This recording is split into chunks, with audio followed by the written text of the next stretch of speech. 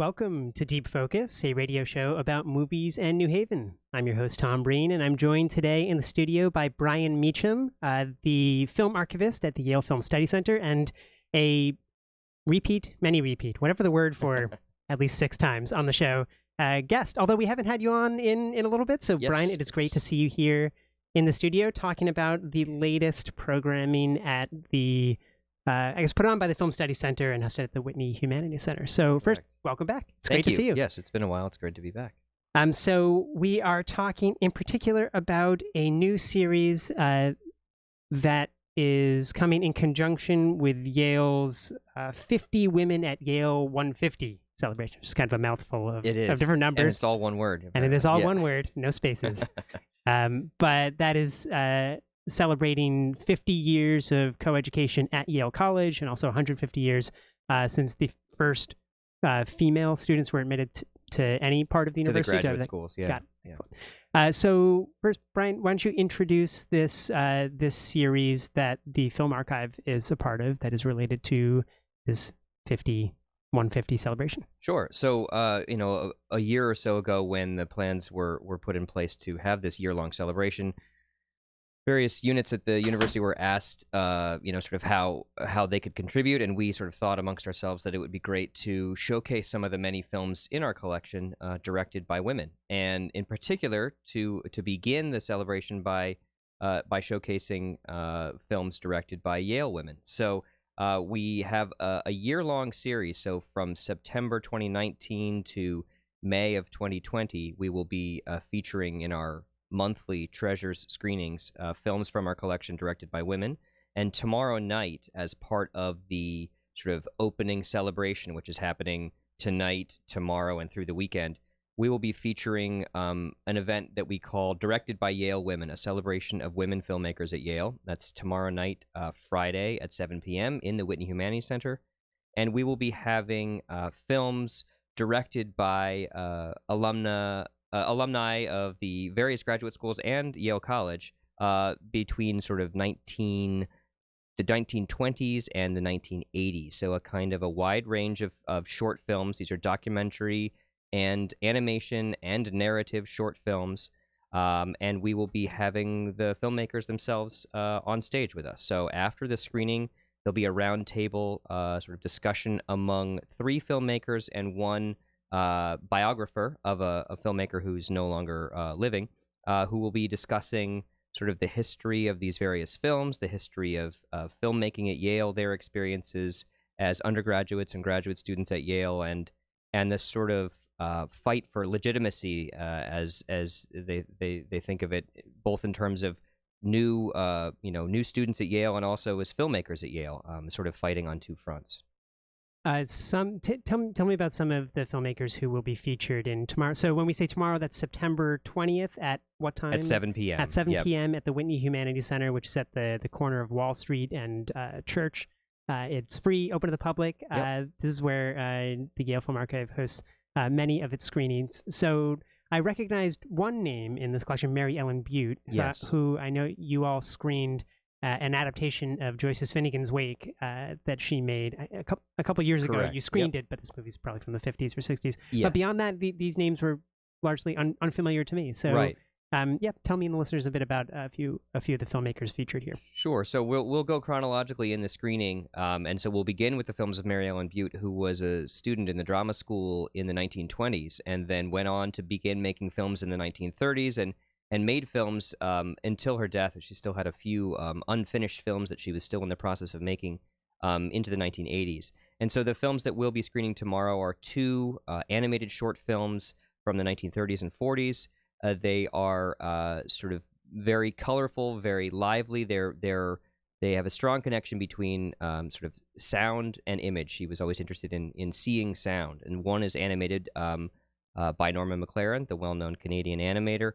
And she directed dozens of these sort of animated short films with her husband Ted Nemeth, and they're a really sort of fun way to kind of start the evening. And they're probably the best known films of the night, but they are ones that you don't often get to see from original film prints, which we'll be showing, one 35mm and one 16mm film print.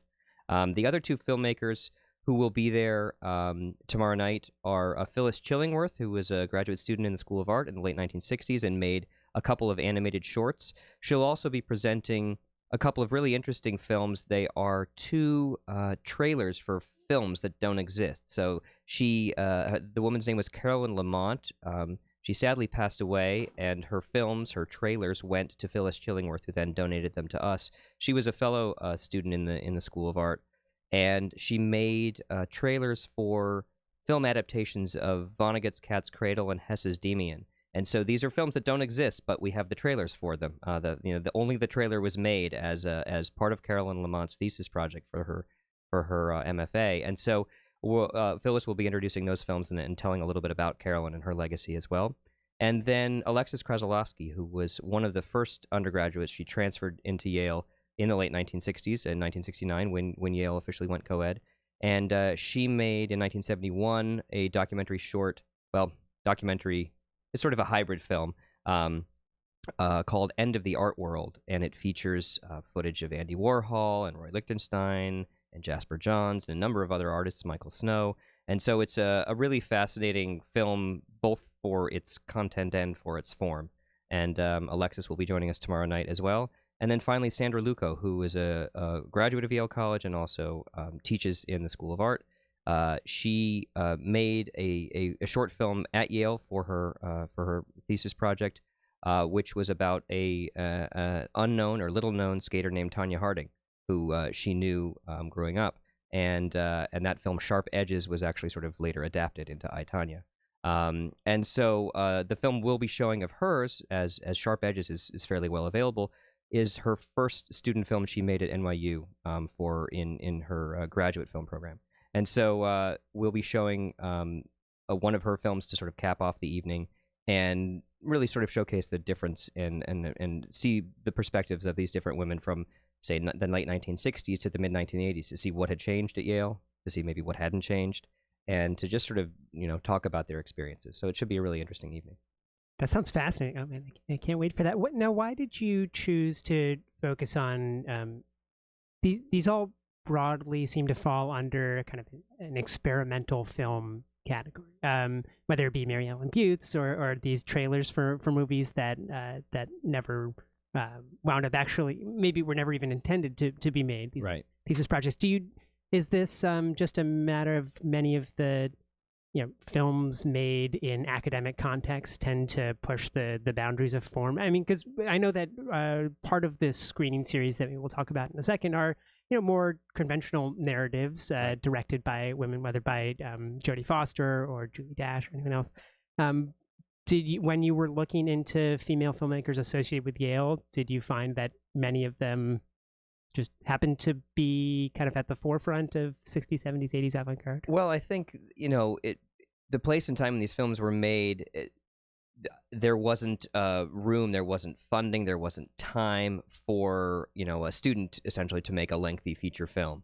And so by the very nature of sort of trying to carve out a film education at Yale, where there wasn't really a formal film program at the time, they were, resourceful in the way that they would, sort of use equipment from other departments to film animation, or to use the proximity to New York City to find the subjects for a documentary type film.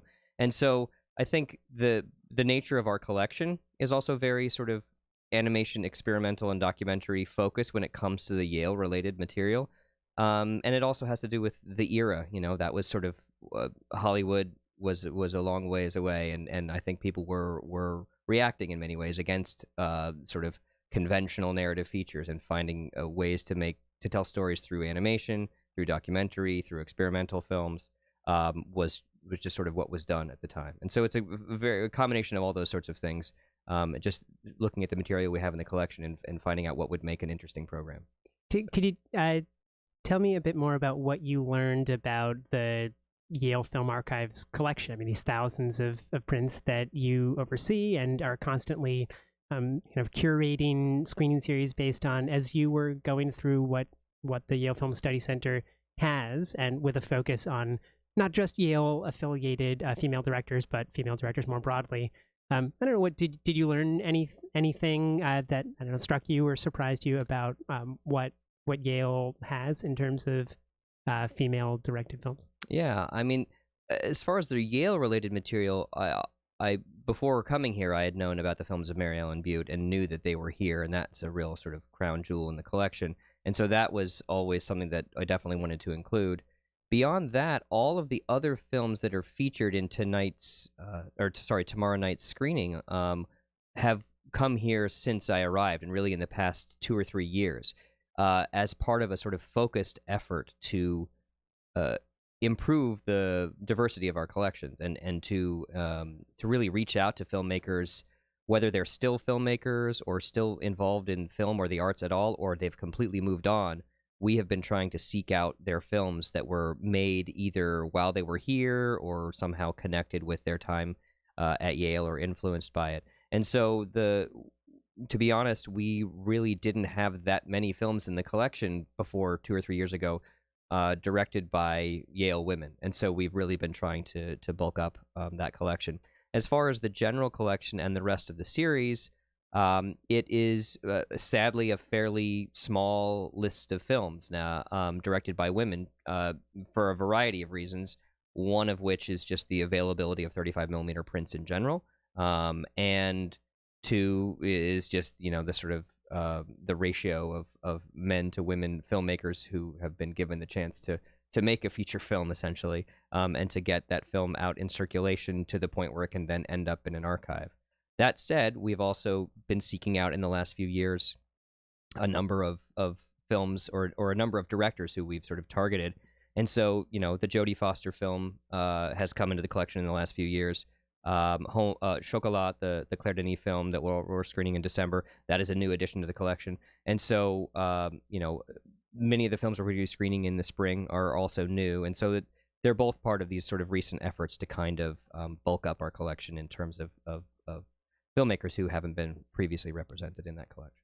I want to say you're listening to Deep Focus on WNHH LP, New Haven's home for community radio. I'm your host, Tom Breen, and I'm talking with Brian Meacham, the film archivist at the Yale Film Study Center, about a new screening series at the Whitney Humanities Center at Yale, all focused on female directors. There's a screening tomorrow night, Friday, September 20th, that will feature the short films of a number of female directors associated with Yale at some point in their lives, but also there is a much longer series taking place over the course of the academic year that features filmmakers from far and wide that are featured in the Yale Film Archives collection. Brian, I was thinking one of the ironies of women, the history of women in film, is that going back to the very beginning of the medium, I feel like there were plenty of very well-known and successful female directors for their time. Like, I'm going to mispronounce her name, but Alice Guy Blaché, Mabel Normand, and Germaine Dulac, whose name I saw in the press release for this. And then, at a time when, I think broader American cultural consciousness is focused on the incredible, like, the criminal misogyny of Hollywood as embodied in people like Harvey Weinstein, it can be sometimes easy to forget how, going back to the very beginning of the medium, women have been making movies and doing it incredibly well and incredibly successfully. Hey, I don't know. Did you find yourself? Tell me about some of the older. Are there any older movies going back to like early 20th century that are going to be part of this screening? Right. Well, as series? you asked, what did I learn in going through our collection and looking for films to prepare for this series? One of the things that I kept saying to myself was, boy, I wish we had more silent film. I'm thinking about the Pioneer Women Filmmakers DVD set that came out recently. I'm thinking about, wishing that we had sort of any of those films in 16 millimeter or 35 millimeter print form. We will hopefully be screening at least one 16 millimeter silent film in the spring. It's unfortunately just not long enough to be a standalone evening, and so we're working on ways to try to augment that to find a way to showcase that material from our collection that is woman directed and from an era that you might not think of unless you're sort of a very, very aware or a film scholar, think of as a time when women were directing films. Now, obviously, women had major roles behind the camera in terms of a long history of female editors and of course all the technicians who worked in the film labs, tinting and toning films, splicing them together. I mean, just an untold, not quite unwritten history, but a very rich history that was been often overlooked. Could you single out one or two of the films that will be screened as part of this series that are not the Yale filmmakers screening that's taking place on September 20th? I know you've got Orlando starring Tilda Swinton and also Dot is the Dust, Right. Home for the Holidays. We'll make sure to link to the full schedule of screenings on the Yale Film Study Center's website. But I don't know, maybe pick one for our listeners and tell us a bit about that. Yeah, well, we tried to pick, within the rubric of finding films directed by women, we tried to pick as sort of chronologically and geographically diverse a slate as possible. So we have everything from Yale alum Jodie Foster's sort of, domestic holiday dramedy Home for the Holidays to a film that sort of began the series last week, Sally Potter's Orlando, which, sort of couldn't be further apart, though I guess people from both of those movies were both in Avengers films. So I guess maybe that's not quite that far apart. But yeah, Chocolat is a new arrival, the Claire Denis film, not to be confused with Johnny Depp Chocolat. But I think that's a film that it's a beautiful print. It's a fascinating film, a kind of French colonial experience in Africa that is not the sort of thing that is probably so easy to see. In these days with the Criterion Collection and various streaming services, maybe a little bit more than normal, but certainly not a 35 millimeter print. And that is the sort of film that we really think is kind of our mission to bring to audiences. You and I started talking, I don't know when you started your show, but from the very beginning, talking about highlighting the Treasures from the Yale Film Archive series as a really kind of we think a very, very valuable service to the community in being able to bring these films to the audiences in their original formats, which over the last 6 years this is our 6th season that we've been doing this, it's only shrunk in the local area. There really aren't any places anymore within an hour's drive to find this sort of film on film programming. And we're finding that more and more people are responding to it and really sort of cherishing it, and that's really sort of part of our mission. So, and it's free, and it's all free. This is free. I mean, it's really, and I so love being able to highlight that every time you're on the show. That this incredible resource of film history and film art is right at the center of downtown New Haven, and all free. So please, if you're interested in anything that we've spoken about today, or anything related to really film history and the way it intersects with our city, check out the Yale Film Archive's Treasures from the Film Archive screening series, in particular this one focused on female filmmakers. Where can people go to get the complete schedule for this series in particular? Right, so that's all on our website, which is library.yale.edu/film. You can also find each of these events on Facebook if you just check out Yale Film Study Center on Facebook. And they're all on the Yale events calendar. If you just go to calendar.yale.edu and you look for Film Study Center, you can find it there as well. We haven't announced the spring dates yet. We're still penciling in which films we can acquire the rights for, but we do have another 5 films for January through May to finish up the season. And should I go ahead and talk about some other series as well? Yeah, so we love that. We have sort of a bounty this year. I don't know if listeners out there remember last year we had the Treasures series, and it was augmented by an 8-film series of the films of Ingmar Bergman, which were brand new acquisitions printed especially for the Yale Film Study Center collection. And we're doing a similar event this year on somewhat smaller scale. We're presenting 3 brand new prints of the films of Stanley Kubrick, which is very exciting. It doesn't obviously fall under the directed by women category, but as a sort of a special, brief, limited series over 5 weeks in October and November, we're going to be screening these 3 films: A Clockwork Orange, The Shining, and Barry Lyndon, which are obviously 3 sort of towering giants of cinema history. And really, I can't stress enough how beautiful these prints are. They're brand new. They've each been projected maybe once. They're flawless. They are officially approved by the Kubrick estate, by Leon Vitali, who was who played Lord Bullingdon in Barry Lyndon, and then went on to become Stanley Kubrick's sort of right-hand man, his color timer, his restoration overseer. And so these prints are you're just not going to see these anywhere else.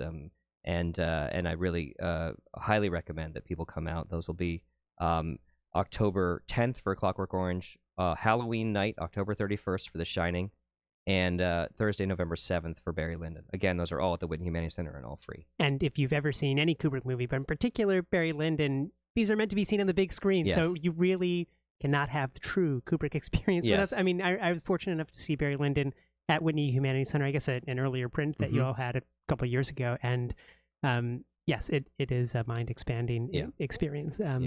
So that is also, so we've got a mini kind of Kubrick series. Is there an, I don't know, anniversary of his birth or death, or are these movies coming out, or why? No, it was really, let's make these prints while we can, while the opportunity is there. And we were really fortunate to work with Warner Brothers and with YCM Laboratories, which is a film lab in Burbank that works on these prints and is the exclusive printer for these films. So that's an opportunity that we didn't want to miss, and we don't need an anniversary, I don't think, to screen these. We do have 2 other anniversary screenings to augment. One is tonight, actually. It's the 30th anniversary screening of Do the Right Thing, and so we hope people will come out for that. It should be a great evening. It's co-presented with the Democracy in America film series, which we worked on last year as well, with a couple of screenings, Milk and Medium Cool. And finally, next week, Friday, September 27th, we'll be having a 50th anniversary of Butch Cassidy and the Sundance Kid, another 35mm print from our collection. And the director, George Roy Hill, was a Yale alum, and that will also be part of the Democracy in America film series. So we have a really packed slate this fall semester. Very exciting to hear. Definitely check out the Yale Film Archives and the Yale Film Study Center website and Facebook page for information on all of these screenings. Since I haven't had you on in a couple months, is there anything else independent of these particular screenings that you want to update our listeners on with what the Film Study Center is up to? Either, I don't know, recent things that you're excited about, or anything else? Sure. Yeah. So I mean, we're still preserving a ton of films. We just finally updated and uploaded a list of all of the films that we've preserved onto our website, which is also the same place, library.yale.edu/film. You can drill down a little bit and see a list of all the films that we preserved, which is a quite remarkable list now over more than 10 years of film preservation. So that's a nice thing. And then looking a little further in the future, we're actually planning for a move to Sterling Library. We officially became part of the library a few years back, organizationally, and now physically we'll be moving to the library in 2020. And that will also coincide with the construction of the new cinema spaces at 320 York, the renovated HGS, as some may have known it, at the corner of Wall and York there. So that's going to be a really exciting thing for film in New Haven, I think. And so hopefully, maybe we'll do a special show when that happens. I would love that. Yes. And it's always so nice to have you on the show, Brian. Thank you for keeping film culture so vibrant and alive here in New Haven, and thanks for sharing details about this new series. Again, if anyone's interested, we'll post links on the Deep Focus Radio website, but check out the Facebook pages and websites for the Yale Film Study Center and Treasures from the Yale Film Archive. But Brian Meacham is a film archivist at Yale, and they are embarking on a new series focused on female filmmakers featured in the Yale Film Archives collection. So Brian, thanks for coming on the show. Thank you, Tom. We'll catch up with you next week for another show about movies at New Haven.